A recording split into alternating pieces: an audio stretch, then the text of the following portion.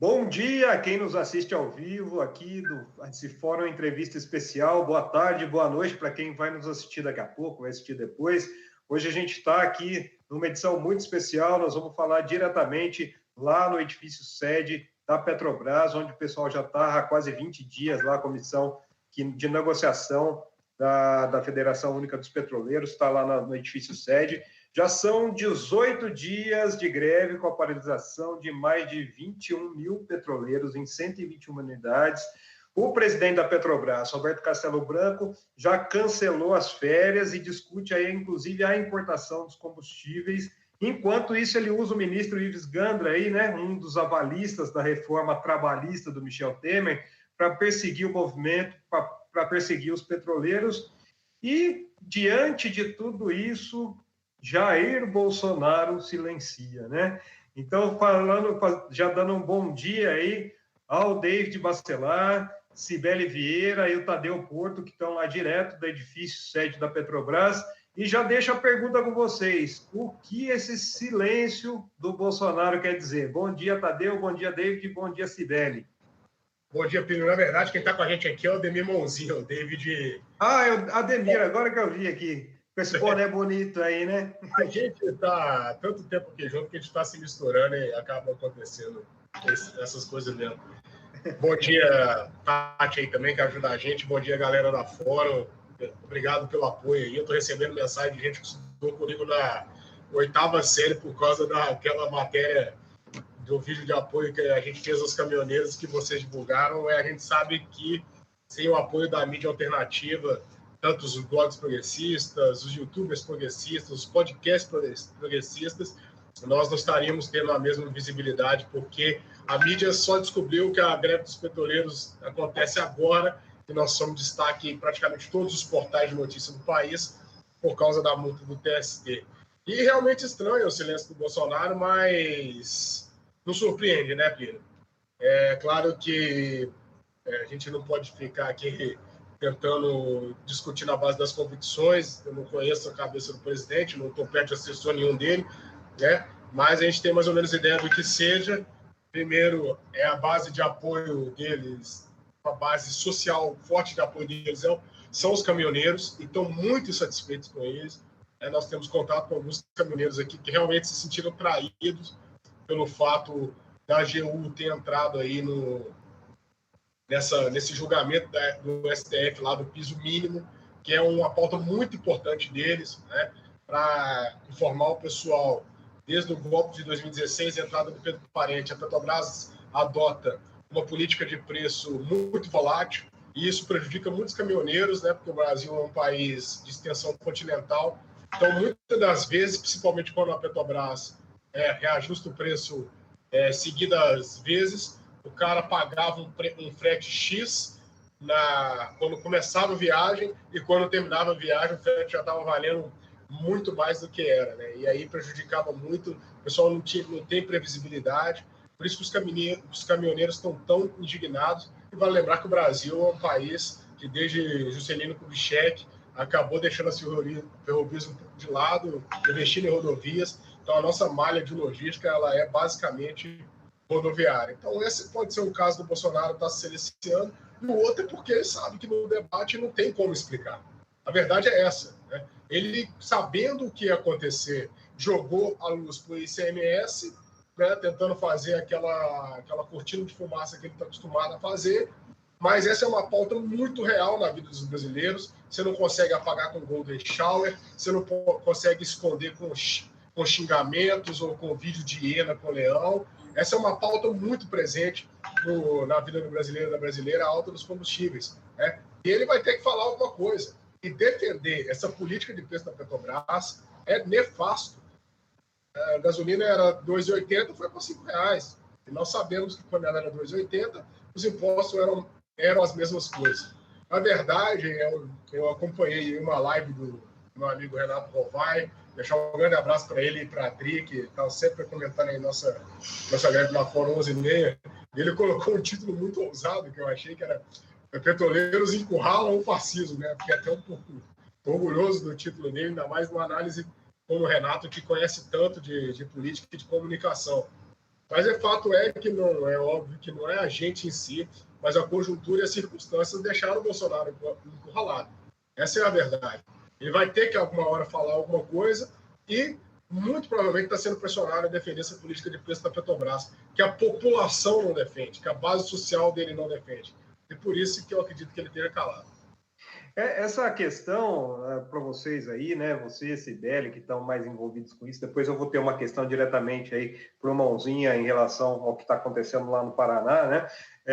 Mas em relação a essa política de preço, a gente vê que existe, como você disse, uma grande desinformação, né, Tadeu? Ontem, essa questão da greve dos caminhoneiros que foi feito lá em Santos, esse apoio que vocês deram, o Melo teve lá com eles. E acredito que é importante essa elucidação do motivo que faz os combustíveis terem esse alto preço, que é parte de uma política que vem sendo atrelada ao preço internacional de dólar. O dólar está explodindo o valor, então, quer dizer, isso não vai parar nunca, né? Mas, assim, como é que vocês podem fazer para conscientizar classes que ontem, pelo que eu vi, quando eu vi a primeira vez o italiano falando dessa questão dos preços dos combustíveis, a primeira vez ele jogou a questão do ICMS, que é essa falácia do Bolsonaro, né? E depois que ele teve esse contato com vocês, você vê que o discurso mudou. Como é que os petroleiros podem fazer para conscientizar não só classes como os caminhoneiros, mas outras classes e a população em geral sobre essa política de preços da Petrobras que foi imposta pelo Temer e está sendo mantido aí pelo governo Bolsonaro, que isso pode ser uma grande pauta para uma maior adesão ainda. O que você vê dessa forma aí, Cibele? Oi, Plínio, bom dia. Primeiro, agradecer a oportunidade e colocar que esse tipo, né, o apoio que vocês estão dando, o espaço que vocês estão dando, já é uma das ações que a gente tem para fazer, para conseguir levar a informação para a população. Porque a nossa dificuldade é conseguir fazer chegar a informação. Porque quem tem contato com os dados muda de opinião, porque é gritante. É baseado em teorias, enfim, da terra plana, para justificar o preço que está colocado aí. Porque quando a gente pega um comparativo sobre a média do preço, o preço em julho de 2017, com dezembro de 2019, se a gente vê o valor que saía da refinaria, ou seja, o preço aplicado pela Petrobras, e também pega o preço que sai do posto, depois que tem os impostos, depois que tem a distribuidora, depois de tudo, a gente vai ver que, por exemplo, o diesel subiu, enquanto a inflação nesse período foi 7,14%, o IPCA, o diesel subiu 38% na refinaria. E no posto subiu 28%. Ou seja, na refinaria subiu mais do que no posto de gasolina. Então é a política de preço da Petrobras, sim. Tá? Mesmo no posto foi acima da inflação, ou seja, o imposto foi o mesmo. A porcentagem do imposto não mudou. Mesmo assim, subiu bem além da inflação e na bomba subiu menos do que na refinaria. Então, a gente vê que o efeito de cadeia a partir da Petrobras, do preço que a Petrobras coloca. E o que ela tem feito, né, de 2016 para cá? Ela tem aplicado a política de paridade de importação, não é de internacional. Por que é importante frisar essa diferença? Porque, além do preço internacional, ela se equipara às importadoras aqui no Brasil. Então, vamos supor, se a concorrente dela tem preço de navio para fazer a gasolina chegar aqui, tem que pagar taxas para chegar aqui, ela não tem, na Petrobras não tem, mas ela está colocando esse custo. Ou seja, o consumidor brasileiro está pagando para a Petrobras um custo que ela nem tem. E o que está por trás disso? Está por trás disso o desmonte da estatal. Tá? Eles querem sim vender para as multinacionais. Só que teve uma decisão do Lewandowski que não pode vender a Petrobras Holding. Então, o que eles estão fazendo? Estão fatiando e vão transformar, assim como a Fafem Paraná já as refinarias em subsidiárias. Eles vão pegar os terminais em torno dela e criar subsidiárias para poder vender as refinarias. Só que eles alegam as empresas privadas não vinham para o Brasil fazer refinaria, porque nós não temos monopólio desde 97. Então, qualquer um pode vir aqui construir refinaria. Daí eles alegam que não fazem porque não conseguem concorrer com a Petrobras pela força que a Petrobras tem. Então, a Petrobras, dentro da lógica de mercado dela, que é para tentar ser melhor do que a concorrência que ela tem, né? Não, o livre mercado é isso. O que ela faz? O oposto. Ela aumenta o preço dela para dar espaço para os concorrentes virem. Ela reduz a carga das refinarias, que estavam em torno de 90%, 98% de utilização da capacidade ociosa, da capacidade instalada, desculpa, ela reduz para em torno de 70%. E daí aumenta a exportação de petróleo cru e importa derivado. Hoje a gente está importando em torno de 33% do derivado. Porque daí eles falam que as empresas vão se sentir confortáveis no mercado brasileiro para comprar as refinarias. Entendeu? Então está tudo dentro desse contexto de desmonte. Se a gente pegar, a gente fez um comparativo também, porque hoje tem muita gente, infelizmente, que ainda acredita que foram nos governos populares que acabaram com a Petrobras. Só que se a gente pegar, por exemplo, os dados, se a gente pegar de 94 a 2002, a média anual de cada índice que eu vou falar, de 2003 a 2015, de cada índice que eu vou falar, e de 2016 até agora, ou seja, governo FHC, governos populares e pós-golpe. O investimento na empresa entre o governo popular, PT e o FHC aumentou 713%. No pós-golpe, caiu 14%. Ou seja, a empresa tem reduzido os investimentos. Daí, se a gente pega a produção de petróleo, ou seja, extrair o petróleo cru, a produção de petróleo, na época dos governos PT, aumentou 91%. Agora, aumentou 12%. Então, continua aumentando menos, mas continua aumentando. A produção de derivados, que é transformar o petróleo em gasolina, diesel, o gás de cozinha, a produção de derivados tinha aumentado 38%. E agora caiu 5%. Ou seja, continua aumentando menos a exploração de petróleo, mas a produção de derivado tem caído. Que é isso que a gente tem denunciado, falando que deixa os petroleiros trabalharem, que os preços vão abaixar, porque eles não estão deixando a gente produzir. E daí a gente entra numa greve, inclusive, que teve uma liminar que falou que a gente tinha que colocar 90% de efetivo para garantir o atendimento à população. Primeiro eu quero fazer uma reflexão sobre o que é 90% de efetivo. Por quê? Uma unidade dessa, não interessa se você está operando a 90% ou a 70%. Você precisa do mesmo número de trabalhadores. É uma questão de segurança da unidade. Nós estamos falando de plantas industriais, plataforma, refinaria, fábrica de fertilizantes. São plantas que correm o risco de explodir se não tiver gente suficiente para operar em segurança. Então, não existe isso de 90% de efetivo. Tá? Isso aí é colocar em risco a refinaria e o entorno dela.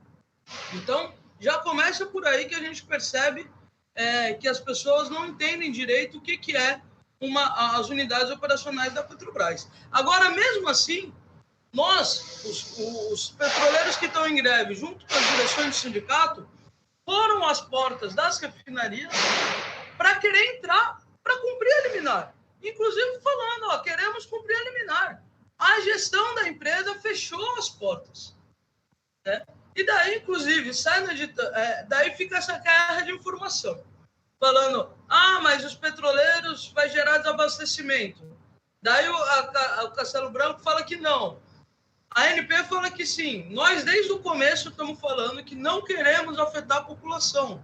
A nossa reivindicação é, inclusive, que a Petrobras se volte mais para a população do que hoje ela está para a rentícia para os acionistas. Então, o que a gente quer é, sim, entrar para trabalhar, só que para aumentar a carga das refinarias, com isso, aumentar o volume de gasolina, diesel e gás de cozinha para a população e levar a uma queda dos preços. Daí, o Ives Gandra, nessa última decisão dele, ele coloca... antes do Ives Gandra, desculpa, no editorial da Globo, eles colocam, inclusive, que o impasse colocado não é trabalhista, tradicional. O impasse colocado é que os petroleiros querem fazer uma greve que aumente a produção para aumentar a disponibilidade para a população. E daí eles falam que o que corrói a legitimidade da greve é que a gente está falando de crise de abastecimento. Ou seja, olha a contradição dentro do mesmo texto. E essa contradição a gente vê nas decisões do judiciário, infelizmente. Parece que foi até, deve ter sido coincidência. Saiu o editorial e a decisão à noite sair na mesma linha do editorial do Globo, do Ives Gandra, né? A decisão que ele colocou. Porque ele coloca na decisão dele que o prejuízo à sociedade são incomensuráveis com a continuidade da greve e está colocando que o julgamento do dissídio coletivo está só marcado para dia 9 de março. Mas, pois é, quem optou em não julgar na sessão de ontem foi o próprio Ives, que não pautou. Porque a expectativa nossa é que teria sido julgado o dissídio coletivo ontem, na sessão do colegiado. Daí ele não julgou. Depois da sessão, ele toma uma decisão monocrática, alegando que é porque o julgamento está só em março. Então, por que ele não pautou no próprio julgamento do colegiado? Daí, enquanto o Castelo Branco, olha como foi mudando a narrativa deles. Eles primeiro falaram que não teria desabastecimento porque eles estavam contratando mão de obra temporária. Só que a gente sabe que petroleiro tem que ter um tempo de experiência para conseguir operar. E daí eles apelaram para os aposentados. Só que os aposentados da categoria petroleira, eles têm história de luta também. E a maioria não aceitou receber 3, 4 mil por dia para furar a greve histórica que está sendo. Então, eles não conseguem contratar aposentado suficiente para substituir os grevistas. E daí eles continuam negando a força da greve. Daí eles mudaram o discurso. Castelo Branco começa a falar que não vai ter crise de abastecimento porque vai importar. Daí eu pergunto, você consegue importar gás nessa velocidade? Então tem vários tipos de produto, né? Agora sim, daí, e nós falando, olha, nós queremos negociar, nós queremos cumprir a liminar, deixa a gente entrar para trabalhar e aumentar a carga das refinarias. Não, isso é uma discrepância, isso não pode fazer.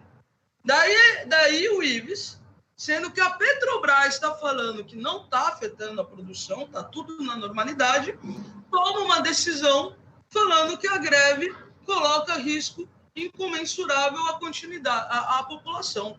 Então, tá ou não tá? O que está acontecendo? Né?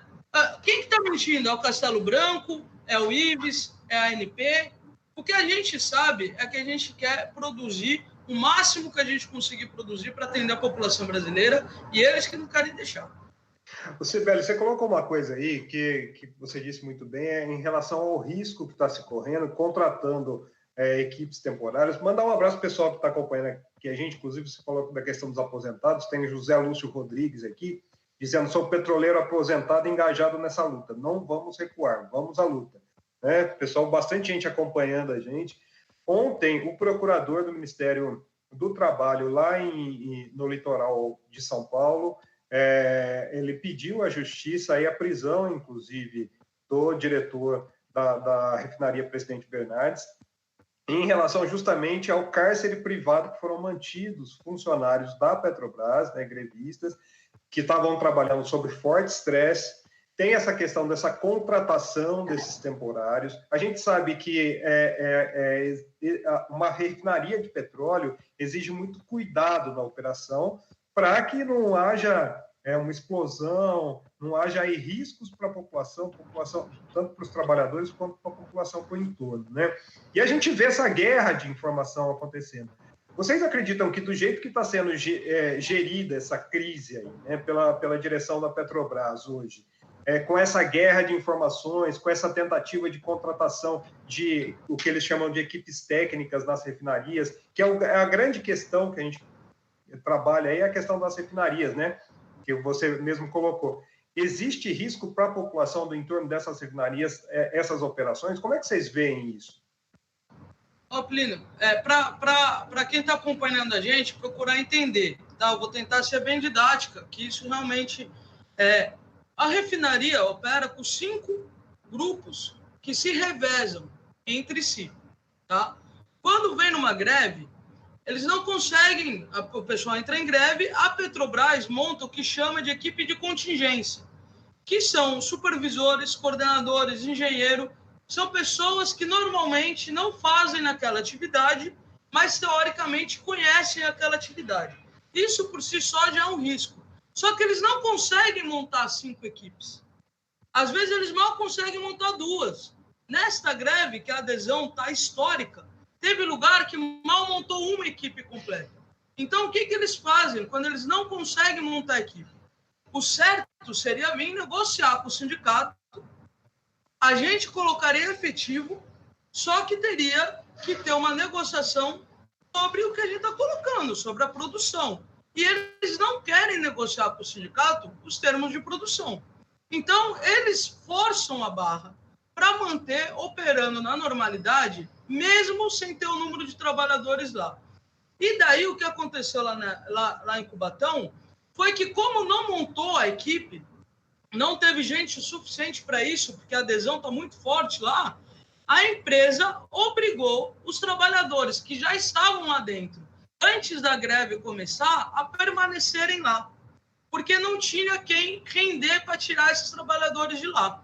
E daí ficou, é isso que a gente chama do cárcere privado. A empresa impede os trabalhadores que querem voluntariamente aderir ao movimento grevista de poderem sair da unidade. Isso sendo que foi tudo feito dentro da lei de greve, a empresa foi notificada com 72 horas de antecedência e mesmo assim não conseguiu montar a equipe dela. Por isso que foi dado um habeas corpus, depois de mais de 40 horas que esse pessoal estava lá contra a vontade deles trabalhando, porque as pessoas não saem também porque às vezes fica com o peso, se tiver algum acidente, o que pode acontecer.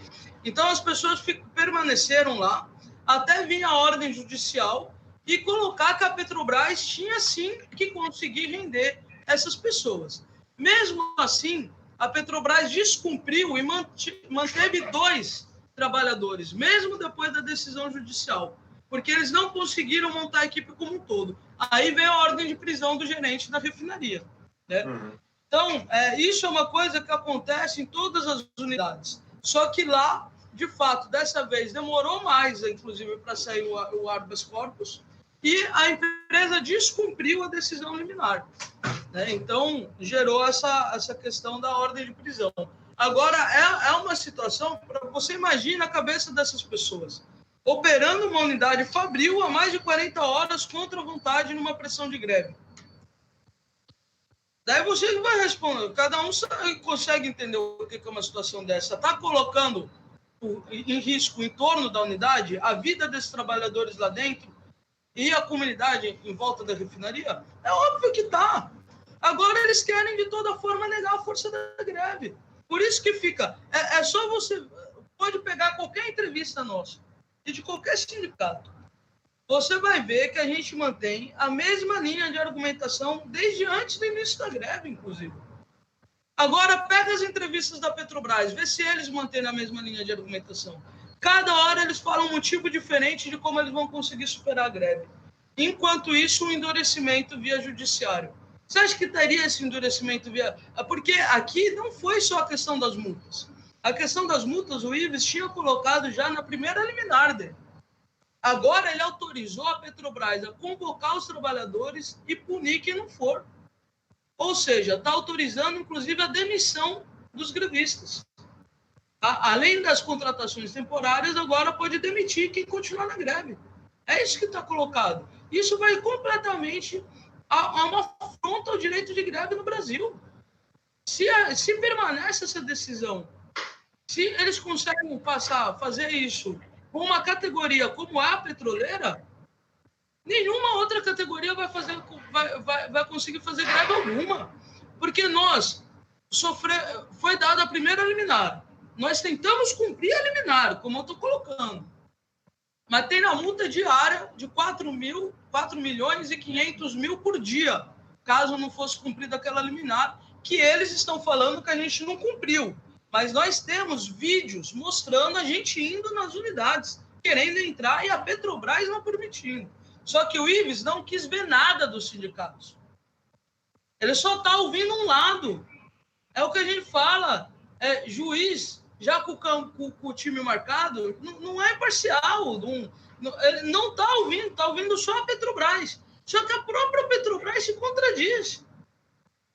Porque eles falam que não tem produção, que não afeta a produção.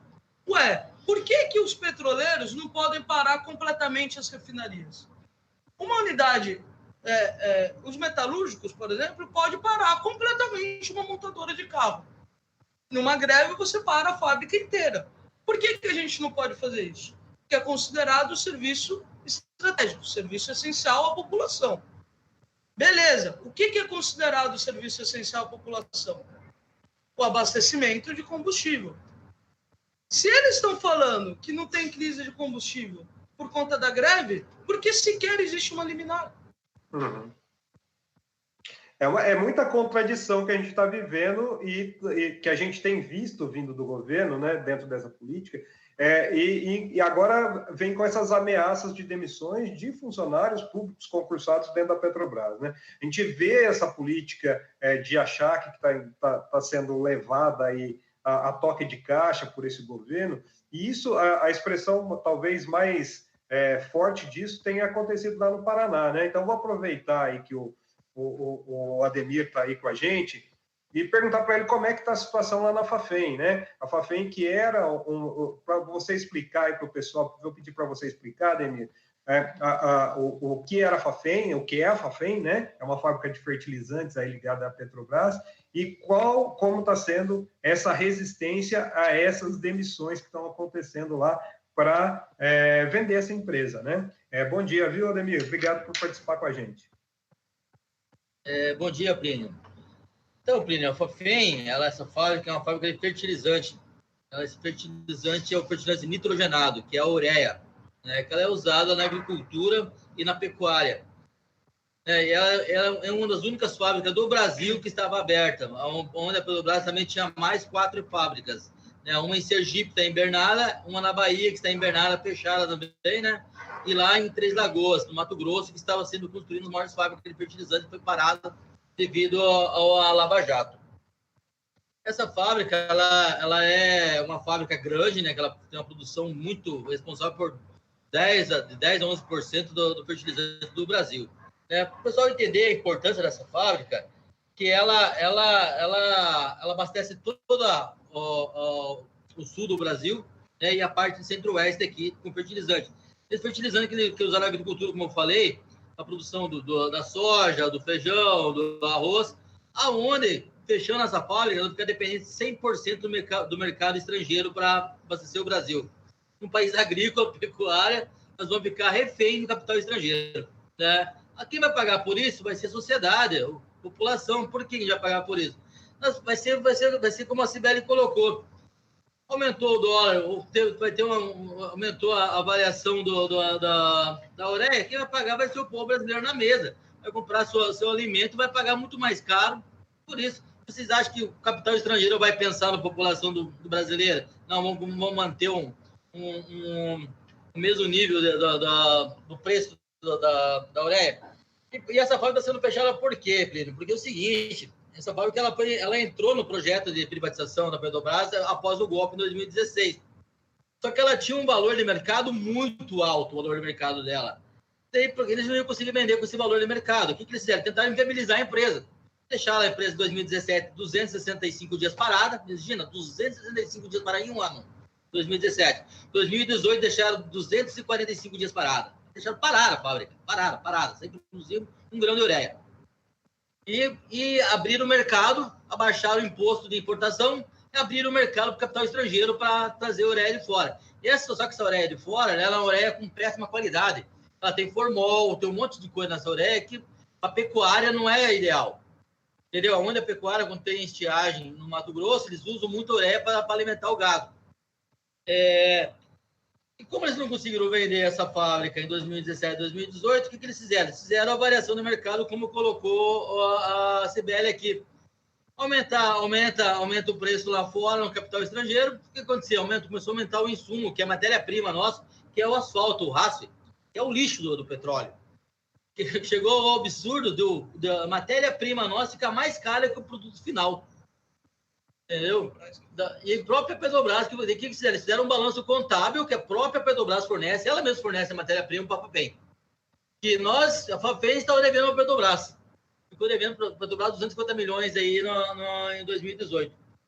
Só que isso é tudo contábil, porque eles estão trabalhando na variação do mercado, no capital estrangeiro, para inviabilizar a empresa. Tanto que agora eles tentaram vender para uma empresa russa chamada Acro, estava quase fechando o negócio. Só que como houve aquele golpe na Bolívia, era uma empresa da Bolívia comprar junto com essa empresa russa e comprar essa empresa lá do Mato Grosso também. Eles tiraram o pé e não compraram, né? O que resolveram? Dia 14 agora de janeiro, através da imprensa, os trabalhadores ficaram sabendo que a empresa seria fechada. Através da imprensa, nem comunicar os trabalhadores foram. Né? E a partir do dia 14, nós começamos nossos atos, nós estamos já há 29 dias acampados no portão da empresa lá, e trabalhadores, familiares, com criança, os trabalhadores estão pedindo só a dignidade da empresa sentar e discutir o que será feito dos trabalhadores, em vista do nosso acordo coletivo. Né? Mesmo assim, os trabalhadores, nós entramos em greve, né? Entramos em greve a partir do dia 1º de fevereiro. Agora, dia 12 e 13, começou a chegar as cartinhas de demissão, né, para os trabalhadores. Em greve. E o pior disso ainda é que trabalhadores estão há 7, 8, 1 ano, 2 anos afastados, com problema psicológico, sendo demitidos também. Uma empresa que se fala legalista. Né? E, além disso, a empresa está descumprindo mais uma parte do acordo coletivo, que onde fala que toda rescisão de contrato tem que ser feita no sindicato. O que ela fez? Alugou salas com dinheiro público, os trabalhadores da população, ou em hotéis de luxo lá em Curitiba para fazer a demissão dos trabalhadores. 3, 4 hotéis de luxo lá em Curitiba para demitir os trabalhadores. Sabe, uma falta de respeito, sim, que não tem como falar dessa falta de respeito. É um troço gritante mesmo. E os trabalhadores, dia 14, queimaram, foi feito um ato em frente à refinaria, que é próxima à FAFEM lá, e queimaram todas as cartinhas. Não vão aceitar isso, não vão aceitar isso mesmo. Tá certo. Pessoal, primeiro eu quero deixar sempre o canal aberto. Eu acredito que a gente está vivendo realmente uma guerra de informação. E é importante que a gente leve essa informação que está sendo sabotada aí por esses veículos oficiais, por interesses do sistema financeiro, que são os mesmos que sustentam esses veículos, né? Então, a Fórum coloca sempre à disposição de vocês. E agradeço dessa conversa e eu deixo aí para vocês mandarem essa mensagem final. A greve está mantida, né? Mesmo diante desses achaques, e vamos fortalecer isso cada vez mais. Então, fica com vocês aí um alô aí para o pessoal, para dar essa notícia de que, mesmo diante desses achaques da Petrobras, da direção da Petrobras e do Judiciário, a greve está mantida e segue forte, né?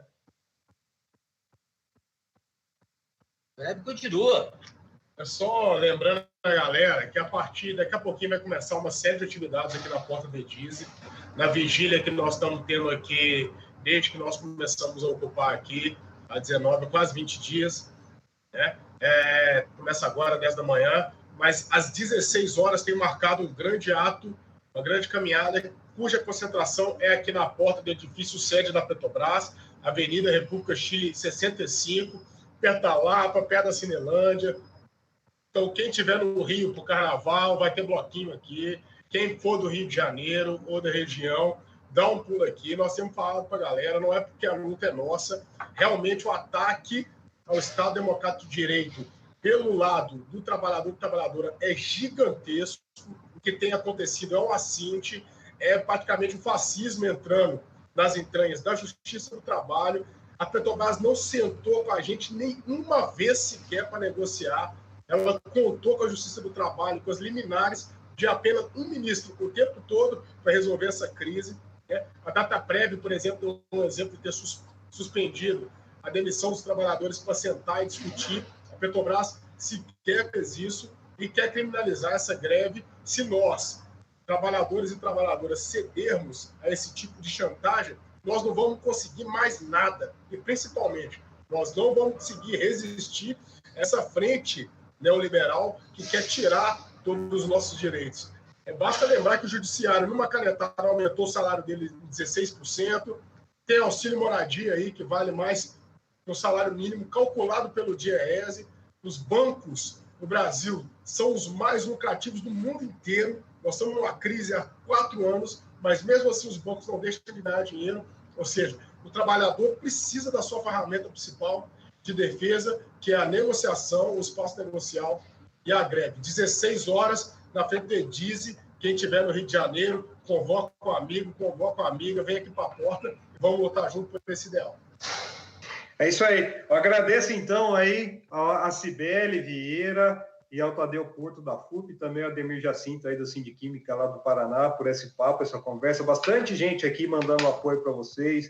Inclusive, agradecer a Sônia Branco. A gente teve 2 superchats aqui, ao Carlos Alberto Campos Lima também. Pessoal demonstrando o apoio da população a essa luta que, como vocês disseram, não é uma luta só dos petroleiros. É uma luta da população brasileira. É um movimento aí que deve se expandir realmente para a gente denunciar esses achaques contra o trabalhador, contra o cidadão brasileiro, contra o patrimônio brasileiro que vem sendo feito a toque de caixa aí pelo Paulo Guedes, pelo Bolsonaro.